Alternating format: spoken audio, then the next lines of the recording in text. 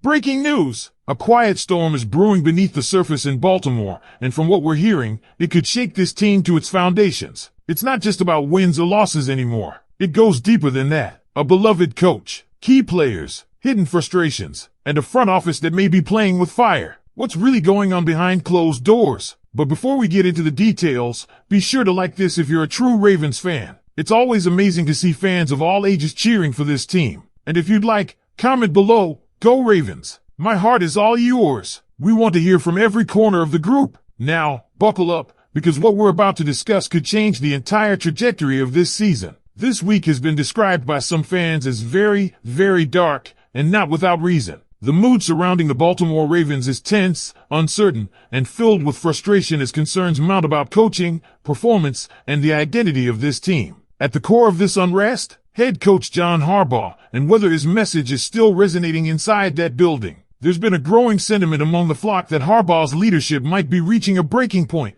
One fan compared it to a CEO running a failing company, suggesting that the stale culture starts at the top and trickles all the way down. The harsh reality is this: when adversity hits, this Ravens team doesn't seem to know who to rally behind. And while Harbaugh's tenure has included triumphs, including a Super Bowl title, some now believe that message, that once inspired passion and discipline, has gone cold. It's not just about leadership, though. The players, too, are under the microscope. Defensive stars like Kyle Hamilton, Adafoa, Trenton Simpson, and rookie Malachi Starks have been called out directly. The expectation? Step up. Be the reason the Ravens win. Hamilton and Owa in particular are being singled out, and not for good reasons. Fans are growing tired of the lack of impact from Owa, especially after 4 seasons. As one fan put it bluntly, nobody wants to talk about Adaf, who's been in this league for years and he's really not making an impact. That's a brutal assessment, but one rooted in real concern. Then there's the issue with the trenches. Daniel Falele continues to be a sore spot along the offensive line,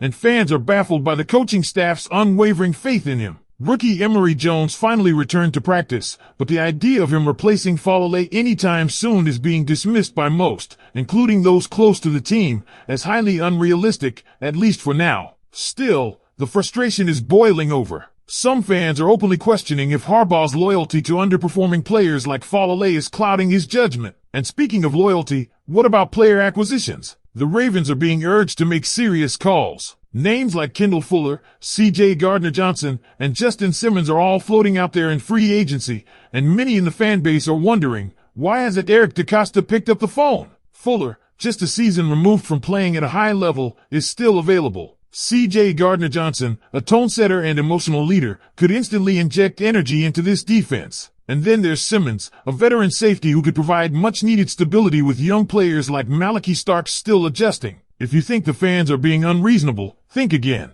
This isn't just noise, it's desperation. It's a passionate fan base that wants answers and results, especially when they're watching their team get physically dominated, week after week, by opponents like the Lions and the Chiefs. And that brings us to the trade market. Ravens fans are getting creative and ambitious with suggestions. Jeffrey Simmons, Dexter Lawrence, Quinnen Williams. Even names like Reek Woolen and Kayvon Thibodeau have been thrown into the mix. Bold targets, no doubt. But maybe that's what it's going to take to fix this defense. A defense that, as of now, lacks the bite it once had. There's also growing confusion about Keaton Mitchell's role in the offense, or lack thereof. With Derrick Henry now in the mix, the expectation was a thunder and lightning combo that would wreak havoc on defenses. But Mitchell continues to be sidelined for reasons no one truly understands. Fans are calling for a duo that mirrors what Detroit has with David Montgomery and Jahmyr Gibbs. It makes perfect sense. Derrick Henry brings the bruising power, while Mitchell can explode for those game-changing runs. And yet, we haven't seen it. Why? No real answers from the coaching staff. Then there's Jaire Alexander. Brought in with hopes of providing solid cornerback depth, he looked completely out of sync against Buffalo, described by one analyst as one of the worst cornerback performances I've ever seen in my entire life. That's harsh, but expectations are expectations. Injuries to Marlon Humphrey and Nate Wiggins mean Alexander needs to be ready now. He was rushed back before, maybe unfairly, but that excuse is gone. This is the moment. Can he step up? Because if we're being honest, the whispers are turning into loud conversations. For years, John Harbaugh has been seen as a stabilizing force in Baltimore, a player's coach, a leader who commands respect. But now, in the midst of what feels like a leadership crisis, fans are starting to ask a question that once felt unthinkable. Has Harbaugh's voice lost its power in the Ravens locker room? Let's be clear, this isn't about disrespecting what Harbaugh has done for this franchise. He's a Super Bowl winning coach, one of the longest tenured in the league, and his legacy in Baltimore is undeniable. But the NFL doesn't reward loyalty alone, it rewards results. And right now, the results are inconsistent. The effort is inconsistent. The energy? Flat. You can feel it. You can see it. And you can certainly hear it in the fan base. That concern reaches a boiling point when you look at how the Ravens have responded to adversity. Take the losses to Detroit and Kansas City, games where Baltimore didn't just lose, they got outworked, outcoached, and outplayed in every phase. These weren't shootouts or heartbreakers. These were dismantlings. And if you listen to the way fans describe those games, there's a recurring theme. The Ravens looked soft. That's not a scheme issue. That's not a personnel issue. That's a culture issue. And that culture starts at the top. Meanwhile, when teams like the Chiefs hit a rough patch, they turn to Andy Reid. When the Lions need grit, they look to Dan Campbell. Right now, when the Ravens hit a wall, who do they look to? That's the uncomfortable question fans are asking, and the silence from within the building isn't helping. But it's not just Harbaugh. This team's biggest stars are being asked to lead, and even that leadership is being questioned. Who is setting the tone on defense? Where's the fire? Kyle Hamilton has all the tools to be a defensive cornerstone, but if this team is going to climb out of this slump, he has to elevate to a vocal, emotional leader, not just a guy making plays here and there. Same goes for Patrick Queen, Roquan Smith, and others who are supposed to be the backbone of this defense. Being physical, being dominant, that's a choice. And right now, too many Ravens defenders are choosing hesitation over aggression. And yet, the front office holds some accountability too. The reluctance to pull the trigger on free agent moves is baffling. When Kendall Fuller is sitting there unsigned, when C.J. Gardner-Johnson is still available, when experienced veterans like Justin Simmons are within reach, and your secondary is banged up, there's no excuse not to act. Eric DeCosta has made smart moves before,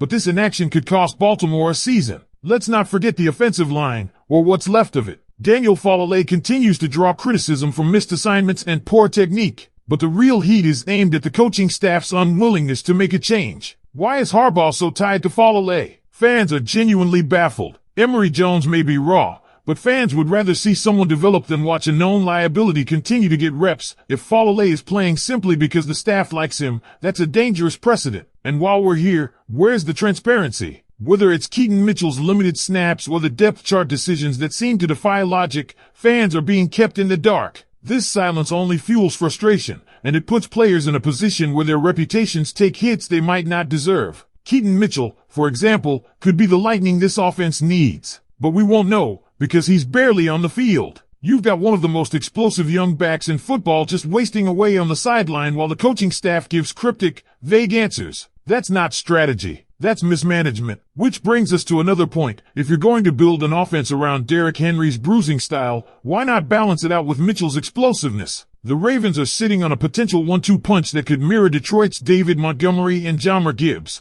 but they're refusing to unleash it. Why? That's the kind of combo that gives defensive coordinators nightmares, but it only works if both guys are used. Henry can't carry the load on his own, especially at his age. And Keaton Mitchell can't keep being treated like a change of pace novelty. Now, look, there are still bright spots. There's still hope. The Ravens have talent. They have veterans. They have youth. The pieces are there. But something is broken. Something isn't clicking. And it's bigger than XS and OS. This is about identity, about culture, about whether this team truly believes it can compete with the elite teams in the NFL. So here's the bottom line. Are we watching